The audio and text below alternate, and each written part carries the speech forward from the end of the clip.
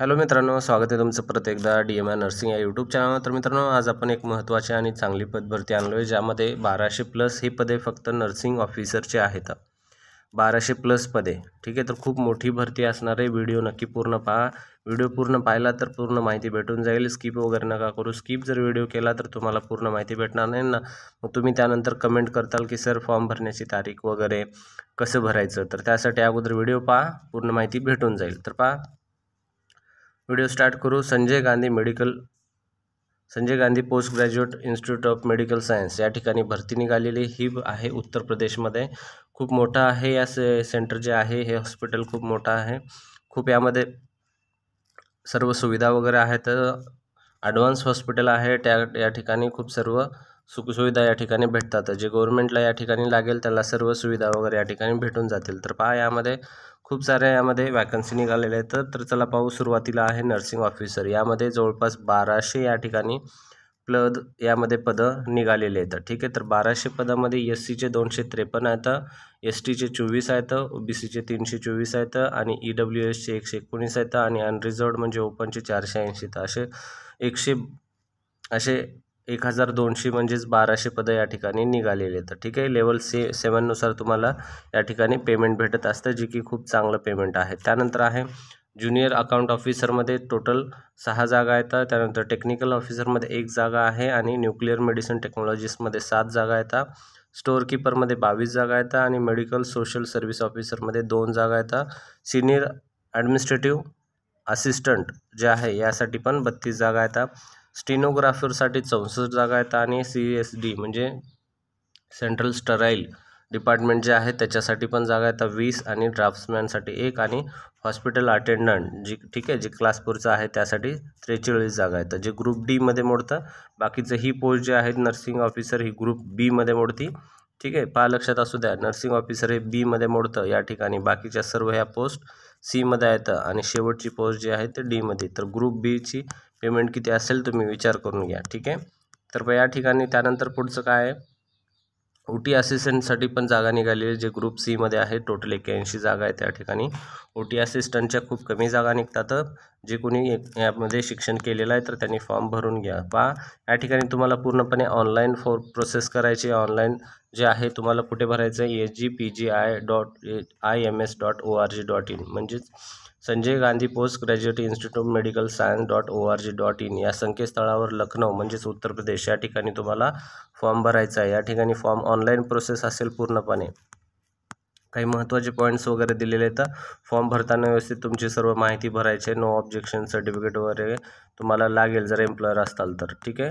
हे सर्व माहिती व्यवस्थित भरायची। त्यानंतर तुमची फीस पहा किती असणार आहे, तर पहा, अनरिझर्वसाठी 1000 फीस आहे। त्यानंतर OBC EW साठी 1000 आहे आणि SC ST साठी 600। यानंतर महत्त्वाचा हा एक पॉईंट, यामध्ये GST 18% ॲड होतं। GST ॲड झाल्यानंतर फीस ही वाढते। अशा प्रकारे 1180, 708 रुपये ही फीस वाढल्यानंतर म्हणजे टोटल फीस तुमची ही आहे, पाहून घ्या, ठीक आहे।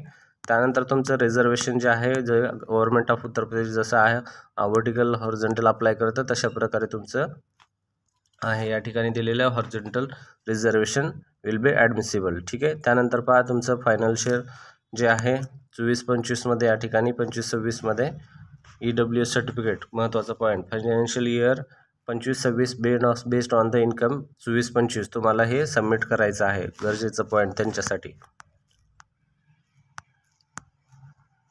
त्यानंतर जे व्हर्टिकल रिझर्वेशन आहे त्यामध्ये पहा, हॉरिझॉन्टलमध्ये पहा, दिव्यांग जे आहे व्हर्टिकलमध्ये SC 21, ST 2, त्यानंतर OBC 27 आणि EWS 10। त्यानंतर दिव्यांगला 4, एक्स सर्व्हिसमॅनला 5 आणि डिफेन्स फ्रीडम फायटर्सला 2 आणि फिमेल जेंडरला आहे 20% या ठिकाणी। अशा प्रकारे ही माहिती आहे। त्यानंतर तुम्हाला काय करायचं आहे पहा,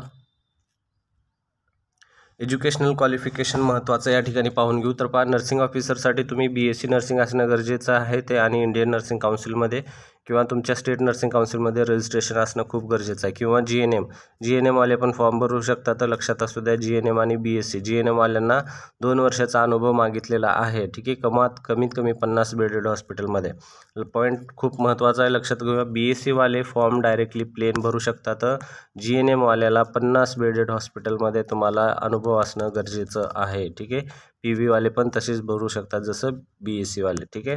त्यानंतर ज्युनियर अकाउंट ऑफिसरसाठी BCom, टेक्निकलसाठी तुमचं टेक्निकल एज्युकेशन. त्यानंतर पहा न्यूक्लिअर मेडिसिनसाठी तुमचं BSc लाईफ सायन्स आणि त्यामध्ये सायन्स प्लस 1 इयर डिप्लोमा.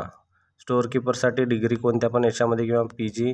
त्यानंतर master degree in social work, जे सोशल वर्क सर्व्हिससाठी.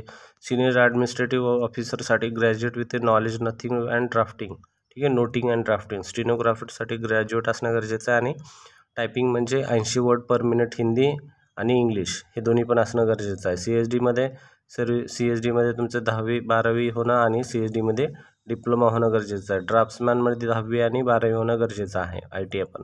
हॉस्पिटलमध्ये 10वी पास असला तर चालेल. OT असिस्टंटमध्ये BSc अनस्थेशिया ऑपरेशन थिएटर किंवा BSc OT टेक्नॉलॉजी अनस्थेशिया टेक्नॉलॉजी असणं गरजेचं आहे, ठीक आहे. एवढं तुमचं एज्युकेशन क्वालिफिकेशन असणं गरजेचं आहे. ते पाहूनच फॉर्म भरायचा आहे. आणि फॉर्म भरण्याची प्रोसेस काय आहे, agpgims.org या वेबसाईटवर जायचं आहे तुम्हाला.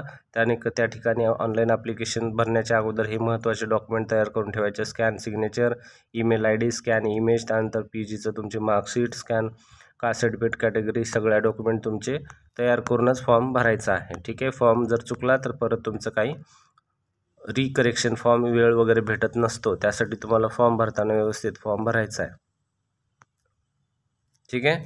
ही महत्त्वाची सर्व माहिती आहे. तुम्हाला पूर्ण माहिती ही वेबसाईटवर येऊन जाईल एकदा फॉर्म भरल्यानंतर. हॉल तिकीट वगैरे तुमचं वेबसाईटवरच येणार आहे, ठीक आहे. त्यानंतर एक महत्त्वाचं पॉईंट म्हणजे नॉर्मलायझेशन मेथड. बऱ्याच विद्यार्थ्यांना माहिती नाही आहे, खूप साऱ्या विद्यार्थ्यांना माहिती आहे. तर नॉर्मलायझेशन काय असतं, विद्यार्थी खूप सारे असल्यामुळे एक्झामला ही शिफ्टमध्ये पेपर होते. 2-4 शिफ्टमध्ये 2-3 दिवसामध्ये 2-3 शिफ्टमध्ये पेपर होत असतो. तर मग पेपरचे शिफ्टमध्ये पेपर झाल्यामुळं जे असतं ते काय होतं, क्वेश्चन पेपर थोडासा चेंज होतो. क्वेश्चन पेपर चेंज झाल्यामुळं कोणाला इझी येतो, कोणाला हार्ड येतो. त्यासाठी काय होतं, इझी हार्ड पेपर आल्यामुळं त्यामध्ये नॉर्मलायझेशन करणं गरजेचं असतं. त्यासाठी हे नॉर्मलायझेशन होतं. त्यासाठी तुम्ही लक्षात असू द्या, जर चांगले मार्क असेल, तुमचे पेपर इझी असेल तर थोडेफार कमी होऊ शकतात आणि तुमचा पेपर हार्ड असेल तर थोडेफार वाढू पण शकतात. हे नॉर्मलायझेशनचा बेसिक रूल या ठिकाणी दिलेला आहे. तुम्ही पाहायचं असेल तर व्यवस्थित तुम्ही पाहू शकता. हा फॉर्म्युला आहे त्याचा. याची प्रिंट आपल्या डिस्क्रिप्शन बॉक्समध्ये भेटून जाते, तुम्ही तिथून घेऊ शकता. किंवा मग टेलिग्राम चॅनल पण आहे आपलं, त्यामध्ये पण आपली ह्याची प्रिंट जी आहे ती भेटते. अन्यथा वेबसाईट आहे, वेबसाईट तर दिलेलीच आहे, त्या ठिकाणी तुम्ही घेऊ शकता, ठीक आहे. व्हिडिओ आवडला तर नक्की व्हिडिओ लाईक करा, चॅनल सबस्क्राईब करा. असेच नवीन नवीन अपडेट आपल्या चॅनलवर येत असतात. धन्यवाद मित्रांनो, भेटूया पुढच्या व्हिडिओमध्ये.